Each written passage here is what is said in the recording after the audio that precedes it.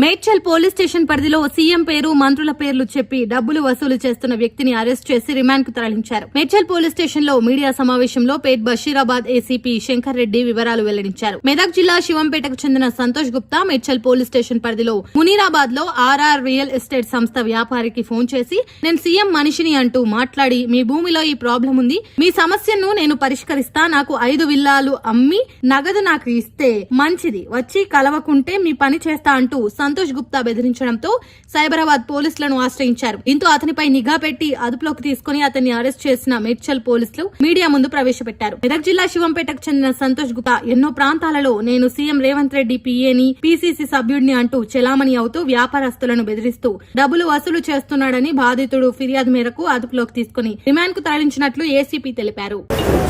నిన్న సాయంత్రం సుమారు 6 గంటల సమయంలో మేడ్చల్ పిఎస్లోకి వచ్చి ఆర్ఆర్ రియాలిటీకి సంబంధించినటువంటి అజిత్ కుమార్ గారు ఒక కంప్లైంట్ ఇవ్వడం జరిగింది. ఏమనంటే దాంట్లో మంత్రుల పేరు చెప్పి సీఎం ఆఫీస్లో పేరు చెప్పి సీఎం గారు పిఏ అని చెప్పేసి అని భయపెట్టి నీ రియల్ ఎస్టేట్ కంపెనీలో మాకు డబ్బులు ఇవ్వాలని చెప్పేసి అని నేను పిఏలాగా పనిచేసి సీఎం గారు పిఏలాగా పనిచేస్తున్నానని చెప్పేసి అని పేరు పెట్టి వాళ్ళని భయపెట్టి డబ్బులు డిమాండ్ చేసి తీసుకోవడం జరిగింది.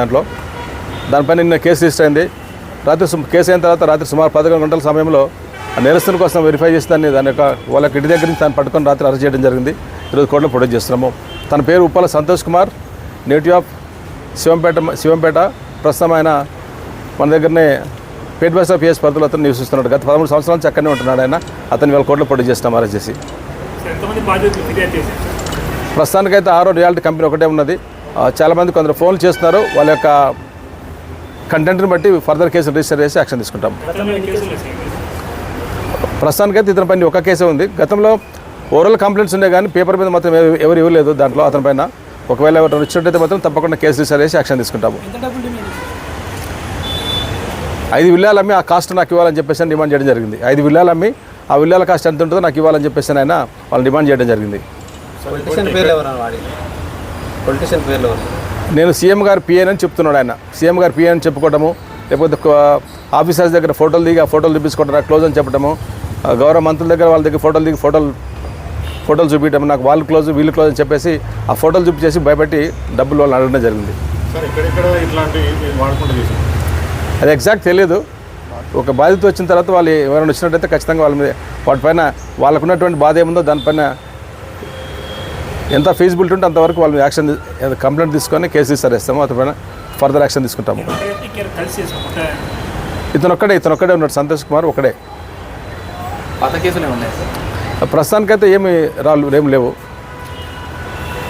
నాకైతే ఈ స్పెసిఫిక్గా ఈ కేసులో మాత్రం 5 విల్లాలు అమ్మి ఆ విల్లాలకు సంబంధించిన డబ్బు ఇవ్వాలని మాత్రం డిమాండ్ చేసినాడు. దాంట్లో మినిమం 5 కోట్ల నుంచి అంతకన్నా ఎక్కువ ఉన్నాయి. దాంట్లో మన మునీరాబాద్ శివర్లో ఉన్నటువంటి రియల్ ఎస్టేట్ కంపెనీ కొత్తగా స్టార్ట్ అవుతున్నది. ఆ స్టార్ట్ అయిన క్రమంలో ఇంకా కన్స్ట్రక్షన్ కూడా ఏం జరగలేదు. ఆ ప్రాసెస్ జరుగుతూ ఉన్నది, అంతా పేపర్ వర్క్ జరుగుతూ ఉన్నది. వాళ్ళు బోర్డు పెట్టుకొని అక్కడ వాళ్ళ యొక్క ఆఫీస్ గట్రా కన్స్ట్రక్షన్ చేసుకుంటూ ఉంటే వాళ్ళ దగ్గరికి వెళ్ళి ఈ డిమాండ్ చేయడం జరిగింది. అది మనకు తెలియదు. అది తెలియదు. మాకు నిన్ననే వచ్చింది పిటిషన్. నిన్న వచ్చిన దానిపైన చూసినాం, కేసు రిజిస్టర్ చేసినాము. ఫర్దర్గా ఏమైనా పిటిషన్లు వచ్చినట్టయితే ఖచ్చితంగా వాటి మీద కూడా కేసు రిజిస్టర్ చేసి ఒక సీరియస్ యాక్షన్ తీసుకుంటాము.